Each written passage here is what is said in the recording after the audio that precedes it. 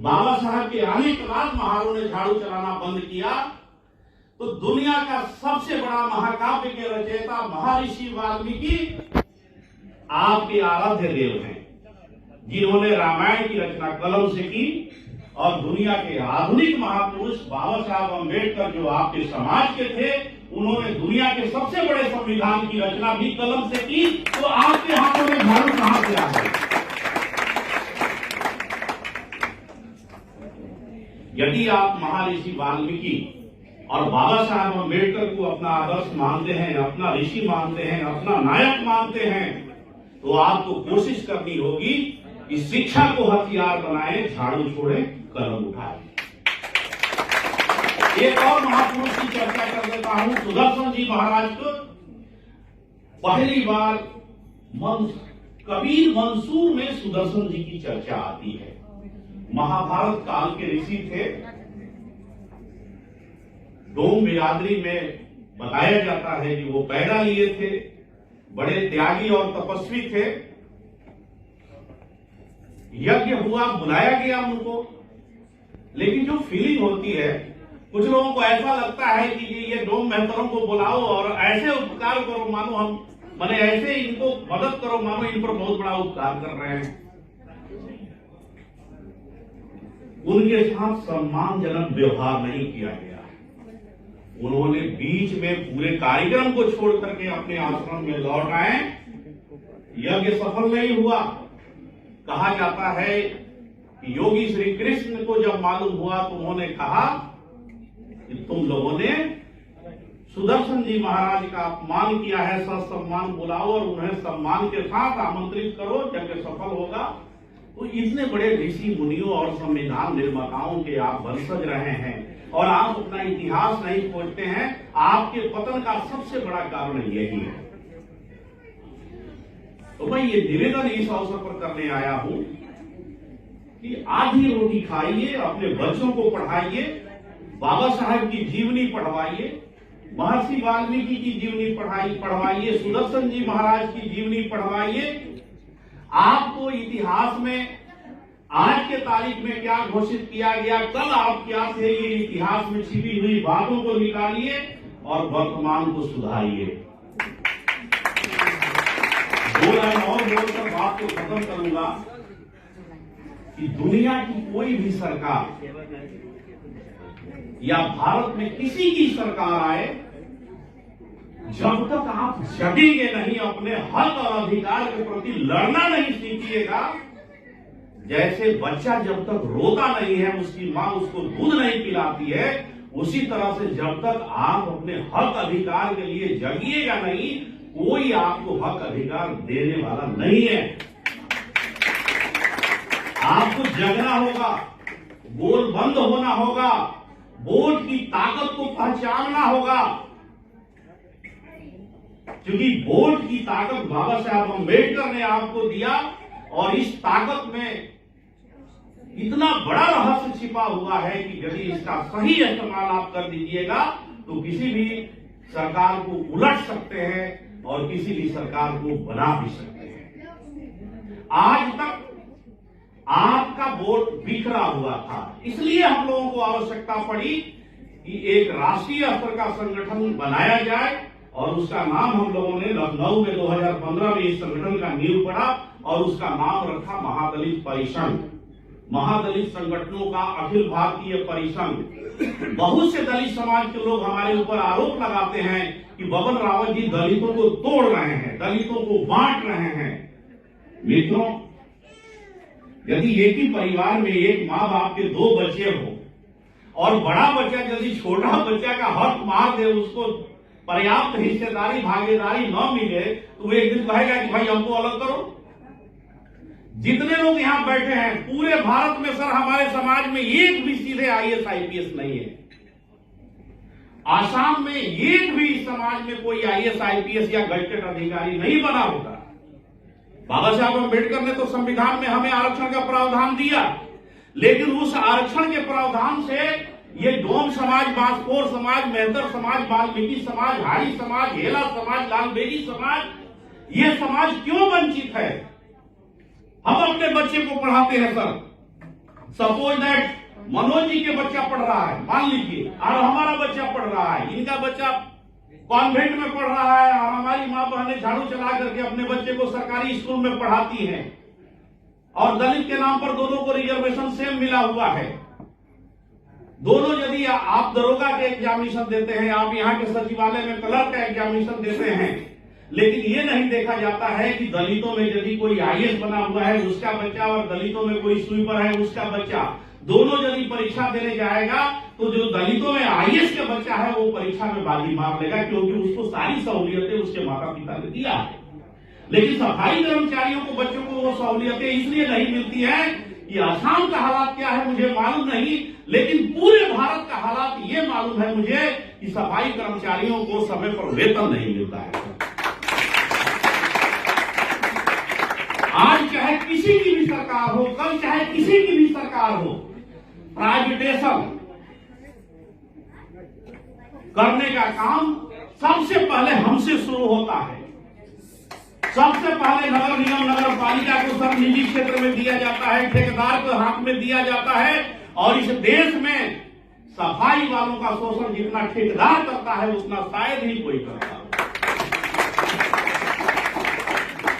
तो हम तो यही निवेदन करेंगे आसाम की सरकार से, भारत की सरकार से और आपके माध्यम से कि हर चीज का निजीकरण हो जाए चलेगा, लेकिन सफाई कर्मचारियों की भर्ती में निजीकरण नहीं होना चाहिए, ठेकेदारी नहीं होना चाहिए, वरना ये अपने बच्चों को कैसे पढ़ा पाएंगे, ये कैसे अपने बीच अम्बेडकर पैदा कर पाएंगे, या कैसे अपने बीच वाल्मीकि पैदा करेंगे, सुदर्शन पैदा करेंगे। वे लोग पढ़े लिखे थे तभी तो रामायण की रचना की, ये पढ़े लिखे थे तभी तो देश का संविधान बनाया। यदि ये पढ़े लिखे नहीं होते तो किसी नाली और गली को साफ कर रहे होते। 5,000, 7,000, 10,000 में सिमट लिया जाता है, भारत सरकार कुछ और पैसा देती है, ठेकेदारों को कुछ और पैसा मिलता है, सफाई कर्मचारियों को कुछ और पैसा दिया जाता है, और 30 दिन में से 4 संडे का भी पैसा काट लिया जाता है, और सवाल उठाने वालों को सीधे निकाल दिया जाता है। कुछ लोग कहते हैं कि आसाम में छुआछूत नहीं है, लेकिन मेरी मान्यता है कि सर यहाँ जितने लोग आकर बसे हुए हैं आसाम के मूल बाशिंदा नहीं है, अधिकांश बिहार और पूर्वी उत्तर प्रदेश के लोग यहाँ बैठे हैं, और सारे के सारे लोग, हम जिस इलाके से आते हैं भोजपुरी बेल्ट से, सब लोग भोजपुरी भी समझता है, क्या वो समझे ना लोग तो सब सारे लोग उस भोजपुरी बेल्ट से आए हैं, और यदि गुवाहाटी की सड़कें चमचमाती हैं तो उसमें हमारे समाज के लोगों का बड़ा योगदान है। यदि हमारे समाज के लोग सफाई कार्य छोड़ दे सर तो गुवाहाटी में हैजा प्लेग फैल जाएगा। कोरोना वैरियंट का अभी सम्मान दिया गया। कोरोना एक वैश्विक महामारी थी, लाखों लोगों को लील गया। इस देश के सफाई कर्मचारी नहीं होते तो भारत में मरने वालों की संख्या करोड़ों में जाती। सर इनका बीमा होना चाहिए। ऐसा आसाम सरकार के पास प्रस्ताव जाना चाहिए, चाहे जिस माध्यम से, आपके माध्यम से, चाहे जिस माध्यम से, कि सेवा के दौरान जो सफाई कर्मी मारे जाएंगे उन्हें कम से कम 1 करोड़ रुपया मुआवजा मिलेगा, उनके बच्चे को नौकरी मिले, उनकी लाइफ की गारंटी हो। ये भी व्यवस्था होनी चाहिए कि जो सफाई कर्मचारी सुबह 4 बजे उठ करके 5, साढ़े 5 बजे तक गुवाहाटी और आसाम की सड़कों की सफाई करने जाते हैं, उनके बच्चे सोए रहते हैं सर। जब वो नौकरी कर रहे होते हैं उनके पीछे जग करके मोहल्ले में गोली कौड़ी ताश जुआ खेल रहे होते हैं। उनके बच्चों को फ्री ऑफ कॉस्ट आसाम सरकार के विद्यालयों में नामांकन होना चाहिए, और प्रथम से लेकर ग्रेजुएशन तक फ्री ऑफ कॉस्ट उनकी शिक्षा होनी चाहिए। सर हमारे बिहार की सरकार ने प्रथम से लेकर ग्रेजुएशन स्तर तक दलित महादलित समाज के बच्चियों का एजुकेशन फ्री कर दिया है। और दलित समाज की जो बच्चियां मैट्रिक पास करती हैं फर्स्ट डिवीजन से, उनको 10,000 रुपया मिलता है। आईए पास करती हैं उनको 25,000 मिलता है। तो फ्री एजुकेशन और बदले में पैसा, तो ये व्यवस्था होनी चाहिए, वरना सफाई कर्मचारी कहां पढ़ा पाएंगे, और पुष्ट दर पुष्ट सफाई कर्मचारी ही बनते जाएंगे, इनके बीच कोई अम्बेडकर नहीं निकल पाएगा। सर ये भी बता देना चाहते हैं, जो समाज सबसे ज्यादा शिक्षा से वंचित होता है, उस समाज में समाज को बरगलाने वाले कुछ दलाल भी पैदा हो जाते हैं, जो समाज को गुमराह करते रहते हैं, जो ये कहते रहते हैं कि तुमको 40,000 50,000 का लोन दिला दिया, इसमें 10,000 हम ले लेंगे।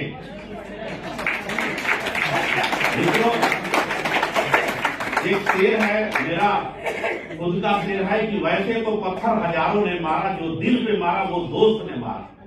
दूसरे लोग आपको मारेगा उतना दर्द नहीं होगा, लेकिन जब अपना लोग अपने लोगों को मारता है तो दर्द बहुत होता है। ऐसे दलाल टाइप के लोगों से भी इस समाज को बचने की जरूरत है, और वैसे दलालों की छुट्टी आप लोग कर सकते हैं। मंच पर बैठे हुए लोग नहीं कर सकते हैं, हम पटना से नहीं आ सकते हैं, आप कलकत्ता से नहीं आ सकते हैं, आप नागपुर से नहीं आ सकते हैं, और आप सबों के लिए एक गार्जियन, एक अभिभावक हमने खोज कर बुलाया है। आपका अभिभावक इसी गुवाहाटी शहर में रहते हैं, किसी भी तरह की समस्या होगी खुद ना जाकर आप जाइए, मना नहीं करते। एक 5 सदस्यीय प्रतिनिधि मंडल बनाइए बैजनाथ बास्कोर की अध्यक्षता में, और इनकी अध्यक्षता में जाकर अपनी समस्याओं का मेमोरेंडम सरकार को प्रभाव पहुंचेगी, क्योंकि मुख्यमंत्री के सचिव जी भी यहाँ आए हुए हैं।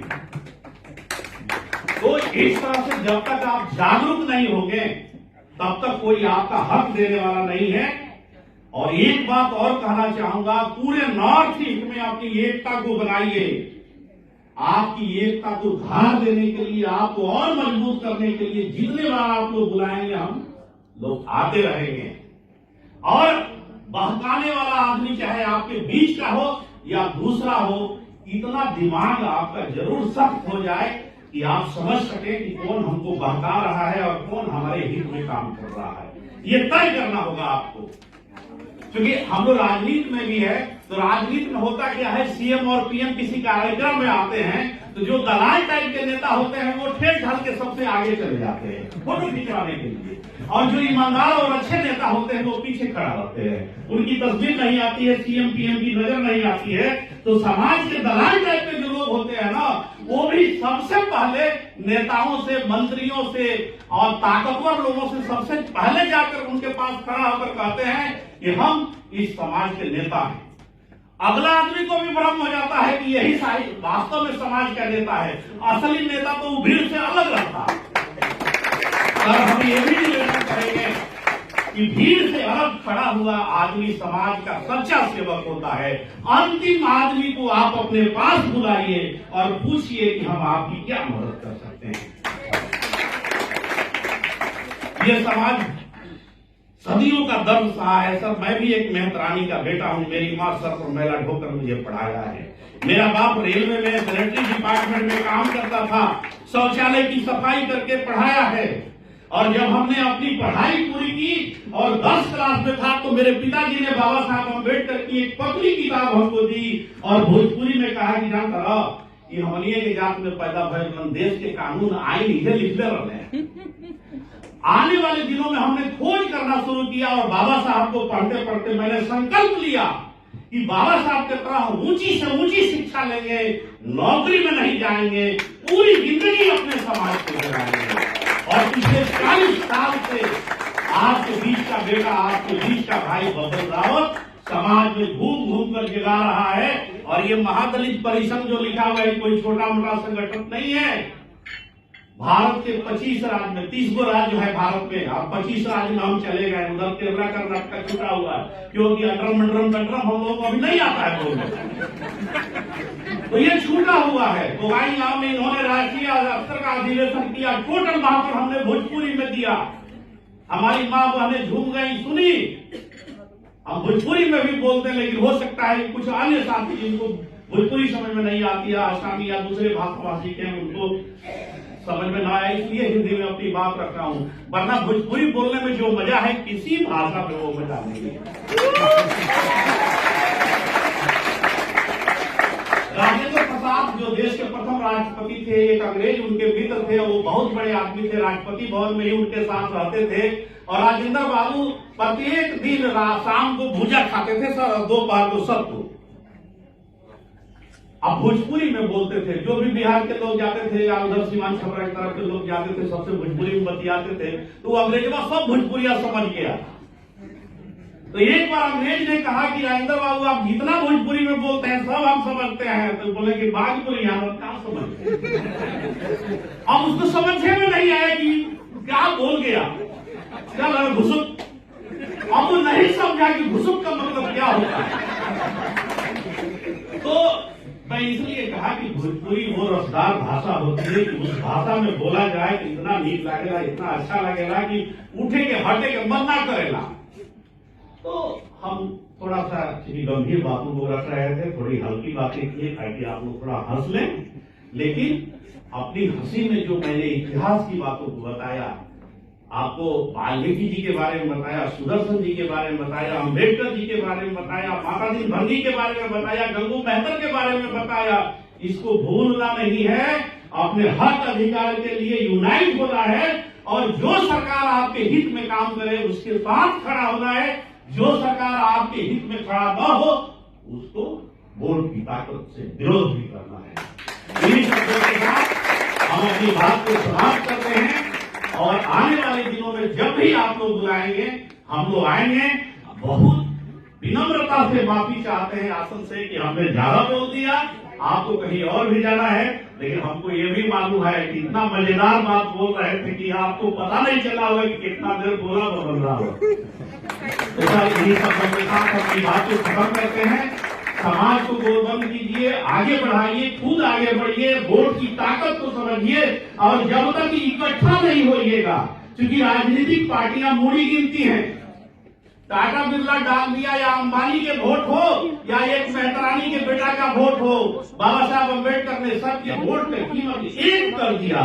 जब सबके वोट की कीमत एक है तो हम अंबानी से कम है क्या? तो अपनी वोट की कीमत को समझना है और जो सरकार आपके पक्ष में निर्णय लेती है, काम लेती है, उस सरकार के पक्ष में इस तरह से खड़ा होना है कि दुनिया की कोई ताकत आपको बदल न सके। वरना बिहार में कुछ दिन पहले तक वोट के पहले पाउच देकर हमारे लोगों को बदल दिया जाता था। पाउच पर नहीं बदलना है, अपने भविष्य को संभालने के लिए सरकार को वोट करना है और वोट की चोट से आप सरकार को एहसास कराइए, तब सरकार आपके पक्ष में जाएगी। वरना हम लोग अनवरत कोशिश में है कि हमारा समाज गोलबंद हो जाए और हमारे समाज की पीड़ा अतिथियों को बुलाकर हम लोग सुनाते रहें। और आज तक मैं बैजनाथ महासपुर को धन्यवाद दूंगा कि शायद गुवाहाटी की ये पहली सभा होगी कि 3 स्टार होटल में हम लोग कार्यक्रम कर रहे हैं और किसी का कोई